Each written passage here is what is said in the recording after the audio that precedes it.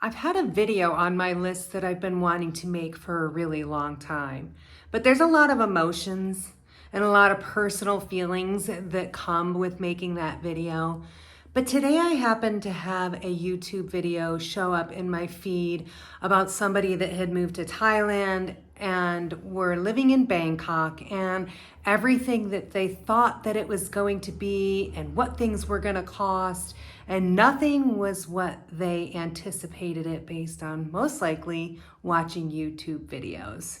So for today's video, I am going to share with you in just this one what it is actually like leading up to and the day that you leave to go to that airport to leave your home country for whatever, whether it be the last time or a period of time or whatever, and all of the feelings that kind of come along with that. If you're new to my channel, my name is Julia, and I am a solo female world traveler. I am currently in Vietnam right now. I've been here for about 6 weeks. So let's get to it and let's talk about what it's like when you make the decision to leave your home country, wherever that is.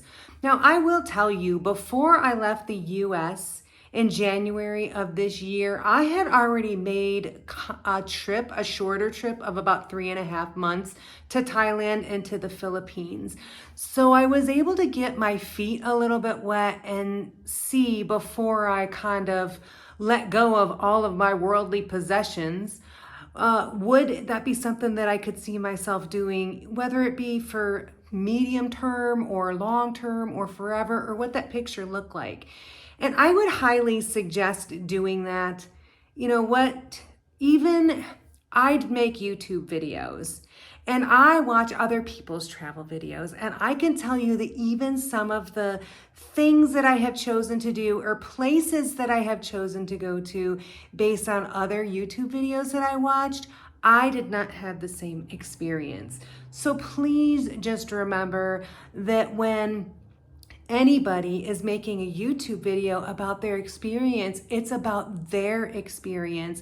It's about their perspective on what that was like, what the culture was like, what the people were like, where they stayed, and how that relates to your experience may not be the same. But for today, let's talk about what happens when you make that decision. Because when I went back after spending 3.5 months in Thailand, I knew very quickly that staying in the United States for a length of period of time was not the right choice for me. And at that moment, I started making preparations on what does that picture look like. And of course, are you going to get rid of everything you own? Are you going to put stuff in storage? Do you own a home? Do you have a car? And you really just kind of have to set the date that you're going to leave and then take those steps to work through that. And it's not as easy as it always looks when you see somebody's first video and they're like, wow, look, I'm here and it's exciting and this is everything I've seen. There's a lot of the backstory. You're selling things, you're getting rid of or finding other ways to save things that are sentimental to you if you want to keep them. And then when that day comes, because you're so busy with all of that, right? You don't really have a lot of time to tap into emotions. And you might be having, goodbye parties, and it's all of this adrenaline and all of this excitement about this adventure that you're going to go on. And all of that busyness keeps you sidelined from any emotions or feelings that you may ultimately have the day that it comes time to leave. Now, the first time I left, I was a little emotional, but it was more out of fear. I had never traveled internationally by myself before. But this last time when I left in January, I will tell you, the morning that I woke up, because I kind of knew it was final, right? I had gotten rid of everything pretty much, and I had said all of my goodbyes, and it took all of my mental strength to not have a panic attack, not have a nervous breakdown, and not just go into an emotional tailspin, because I knew this time when I left, it was for an indefinite period of time, and that took on a very different meaning than if you're just going on vacation.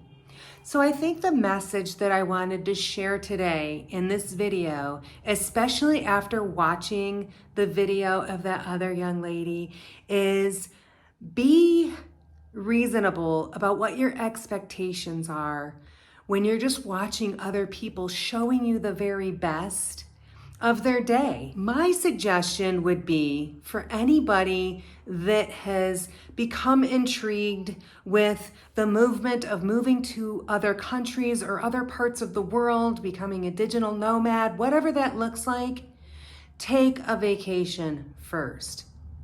Go there for a month, go there for 2 months, and make sure that you're using your eyes and looking at that place like, this is where I'm going to live on the day-to-day basis. This is where I'm going to shop. And this is, where I'm going to have to purchase things that I need. And the transportation that comes along with it is very different than when you just go somewhere on holiday. So again, take a vacation for a period of time and go see before you just get rid of everything you own and everything you know and you've never traveled somewhere else or lived anywhere else for any period of time in your life, and you just make that leap. And the other suggestion that I would make is do your own research, really. Join Facebook is huge for the expat groups, meetups. See what other people are saying about what it's like to live somewhere, as opposed to the YouTube videos that are just trying to romanticize somewhere where you're gonna go so they can get the most clicks or the free perks or whatever it is that gets.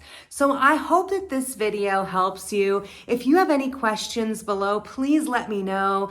I have been living and traveling this year. I have been in Thailand, Malaysia, Bali, and I'm currently in Vietnam. So if you have questions, please post them below and I would love to answer them. If you like this video, please give me a thumbs up and consider subscribing to my channel. And I hope that you all have a wonderful day and thank you so much for watching. Goodbye.